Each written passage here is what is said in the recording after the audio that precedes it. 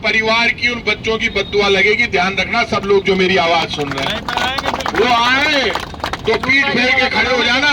मैं ये नहीं कह रहा लाठी मारना, पीठ फेर के खड़े हो जाना और दूर से जूता दिखाना कि पहले बच्चों को 50 लाख रुपए दो, उसके बाद गांव और शहर में आओ। इतना सा ही समर्थन जनता का चाहिए, ज्यादा नहीं चाहिए। मैं ये नहीं कह रहा बीजेपी वालों को मारो, बीजेपी वाले मेरे दुश्मन नहीं है, लेकिन दूर से जूता तो दिखाओ, इतनी तो हिम्मत पैदा करो।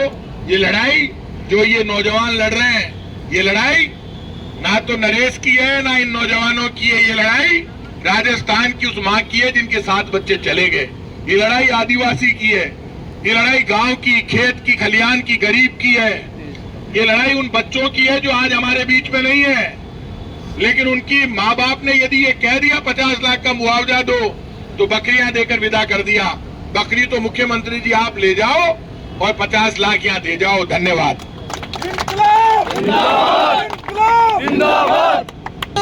सबसे पहले तो भाई साहब को बहुत बहुत धन्यवाद कि वो अस्पताल जाके नरेश भाई को उन्होंने पानी पिलाया और जन भावना को समझा, क्योंकि हम भी इस बात को समझ रहे हैं कि सरकार को तो चिंता नहीं है, लेकिन हमको चिंता करनी पड़ेगी और हम ये किसी भी हालत में बर्दाश्त नहीं करेंगे कि नरेश भाई को कोई हानि हो, कोई जन हानि हो।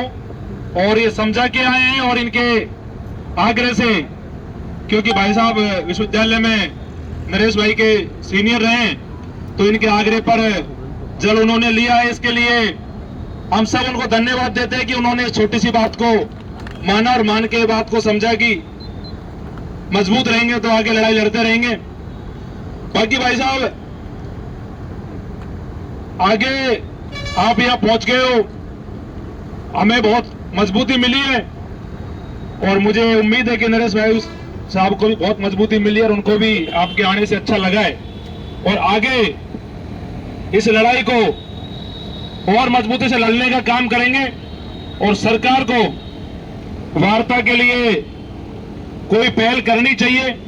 कब तक आखिरकार इंतजार करेंगे, इसको लेकर सबका मन था और नरेश भाई का भी आदेश है कि ये धरना चले, ताकि आपकी सहमति। आप धरना चलाना चाहो चलाओ, सरकार को